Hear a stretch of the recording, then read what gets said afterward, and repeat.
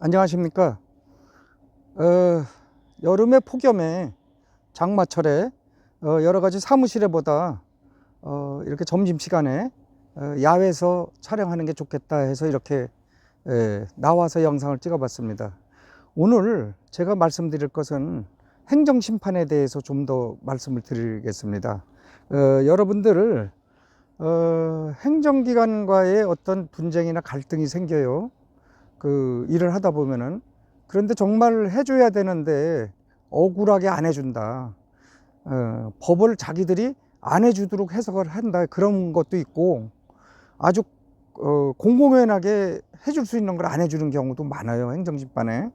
그래서 이제 이것을 최후에는 이제 행정심판, 행정소송까지 가야 되는데, 행정심판에서 해결하는 게 훨씬 더 시간도 절약되고 또 비용도 덜 들고, 그리고 이제 소송으로 장기간 끌다 보면은 자기가 지치고 또 자기가 이 스트레스를 받아서 건강이 엄청 상하잖아요. 그래서 행정심판으로 꼭 이겨야 되거든요. 행정심판, 중앙행정심판위원회를 담당하는 권익위원회에서 쭉 근무를 하고, 또 나와서 행정사 업무를 한 8년 정도 이렇게 하다 보니까 주로 이제 제가 한 게 행정심판이거든요.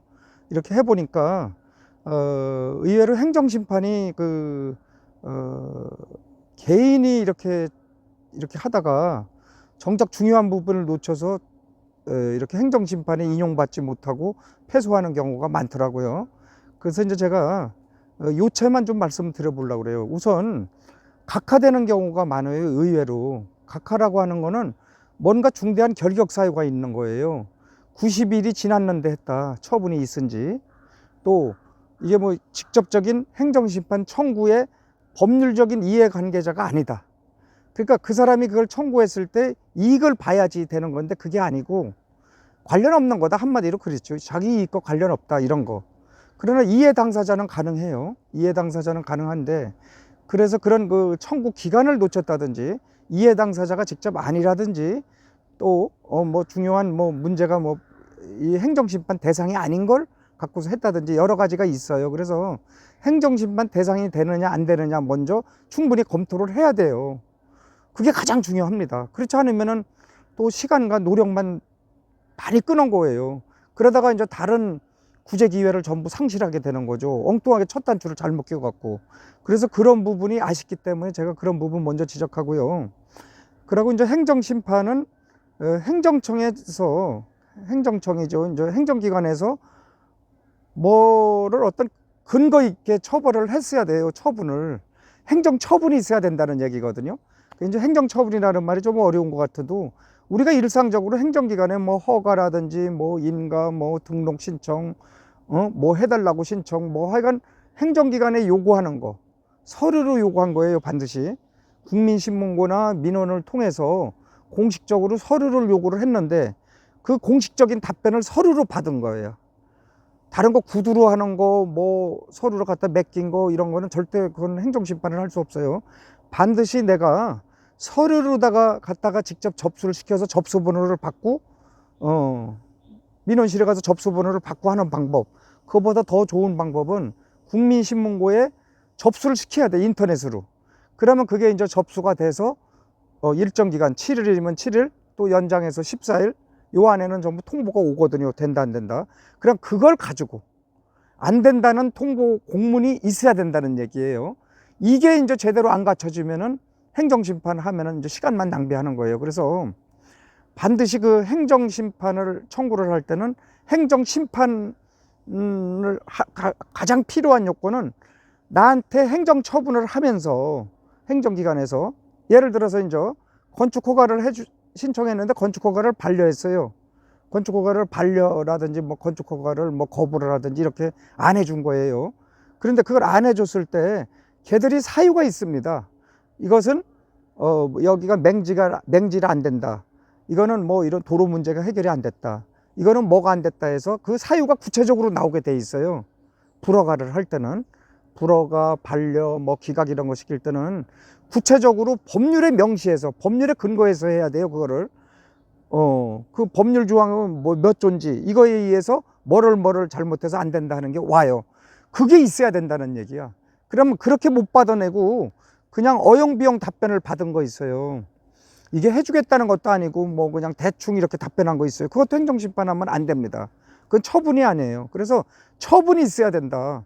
처분이라는 거는 조금 더 어렵게 말하면은 의사표시가 있어야 되는 거예요. 행정기관에. 그래서 의사표시는 반드시 문서로서 해야 된다. 그런 걸 여러분들이 생각해서 행정심판 청구하기에 첫 단추부터 잘못 껴갖고서 그때부터 여러분들이 그 어려움이 시작이 되면은 안 되니까 그때 그것을 만약에 그거를 잘해야 되는데요. 만약에 그런 게 명확치 않다. 그러면 다시 민원을 내야 돼. 그거에 대해서. 만약에 내가 건축허가를 신청했는데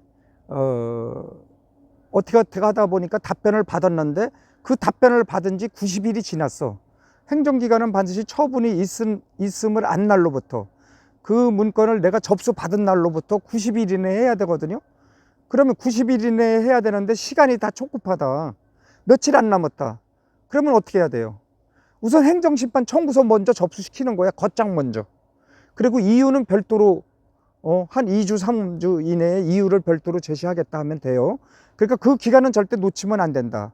그 다음에 제가 이제 요 직전에 말씀드린 거, 행정기관에 명확한 의사표시가 없었다. 된다, 안 된다, 가타부타 하는 게 명확하게 의사표시가 없었다. 그때는 다시 의사표시를 받아야 돼요. 다시 민원을 어떤 식으로 해서 왜 몇 조 몇 항에 의해서 뭐가 안 된다는 거냐고서 다시 확실하게 받아야 된다 이거죠. 그게 없으면은 행정심판 청구를 할 수 없어요. 왜냐하면은 행정심판 청구할 때 뭘 갖고 쓰느냐, 여기가 좀 모기도 좀 있네요. 뭐를 갖고 써야 되느냐 하면은 그 행정기관이 거부하고 불허가 했을 때 어떠한 사유로 어떤 법에 의해서 거부한다는 거, 그거를 반박하는 게 행정심판 청구거든. 얘들이 이렇게 하면서 안 해줬는데 이렇게 말한 거는 잘못이다 하는 것을 집중적으로 그걸로 공격해야 되거든. 그래야지 청구해서 내가 이길 수 있거든요. 예, 그 다음에 어떻게 하다 보니까 이제 90일이 완전히 지났어. 그럴 수도 있어요. 그런 일이 너무 많더라고요. 잘 모르시면 그러거든요. 그래서 이제 건축허가를 만약에 그 하나만 예를 들어서 그런데요. 어제 좀 편하게 들어볼게요. 건축허가를 불허가 했어. 그래서 이거 건축허가가 왜 안 됐지 하면서 여기저기 설계사무소도 물어보고 그러면 어떻게 지원되지? 하고서 이런 거 이렇게 저렇게 알아보다가 그냥 시간이 다 가버린 거야. 그러면 안 되잖아요. 90일이 지나면은. 그때는 반드시 다시 90일의 그 기간에 충족할 수 있도록 건축허가라든지 내가 예를 들면 휴게 음식점을 허가를 맡으려고 그랬다든지 유흥주점을 맡으려고 그랬다든지 하여간 이게 맡으려고 했던 게 있잖아요. 그걸 조금 변경하는 거야. 조금 변경할 수는 있거든요. 전기, 소방, 여러 가지가 있잖아요. 변경하는 게. 건축 분야, 토목 분야, 여러 가지 있어요. 기초 분야 이런 것도 있고. 그래서 그거를 일부분을 조금 변경해서 다시 민원을 내는 거야. 다시 해달라고. 그러면 거기 비슷한 사유로 분명히 이제 불허가 처분해요. 그런데 똑같은 거를 내면은 걔들이 처리 안 하고요. 그럼 기각되는 거예요. 그거는 시간만 놓치는 거예요. 조금 내용을 변경할 수 있으면 해서 다시 올려서 다시 불허가 처분을 받으라 이거죠.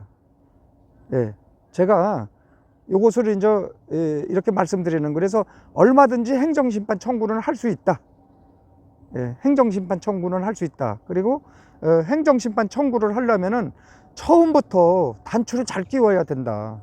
이런 사실을 모르고 덮어놓고 했다가 나중에 그냥 막 시간도 내버리고, 행정심판은 단심제거든요. 행정심판만 해서 이겼다. 그러면은 이거는 피청구기관이, 행정기관이 100% 받아들여야 돼요. 걔들은 소송도 할 수 없어요. 행정소송도. 그래서 행정심판보다 좋은 게 없어요. 완전히 단심제야. 만약에 직접 안 해준다, 이겼는데, 그러면 행정심판이 와서 직접 허가 처분해도 돼요. 그렇게 규정이 다 돼 있어요. 그렇기 때문에 행정심판이 가장 무섭거든요. 행정기관으로서. 그런데 잘 안 이기게 해줘요. 잘해야지 이기게 해준다 이거죠. 그래서 증거 자료 같은 거, 또 그 법률 내용 같은 거 충분히 잘 검토해야 되고, 또 확실하게 그거에 대한 어떤 판례라든가 이런 것도 충분히 확보해야 되고, 그 다음에 이 걔들이 왜 안 해줬는지 좀 더 명확하게 그것을 분석하고 따져보려면 사전에 정보 공개 청구를 해야 돼요. 행정사를 통해서 하면은 그런 게 잘할 수 있어요. 그래서 행정사가 개들이 어떻게 일한 과정까지도 전부 다 이렇게 정보 공개를 청구를 받아서 그거를 기초로 해서 하면은 개들 잘못한 게 개들이 고의적으로 안 해줬다든지 뭐 업무를 착각할 수도 있잖아요. 인간인 이상. 인간은 불완전하니까 항상 뭐 나도 착각하고 저 사람도 착각하고 착각할 수 있어요. 뭐를 착각했는지 발견할 수 있다 이거죠. 정보 공개 청구를 통해서. 그래서 전문적으로 행정심판을 많이 한 행정사를 찾아서 여러분들이 충분한 상의가 필요하다. 그리고 각종 자료 전부 다 해서 같이 이렇게 상의를 하면은 거기서부터 이제 일을 술술 풀어나간다. 그렇게 제가 말씀드리겠습니다. 감사합니다.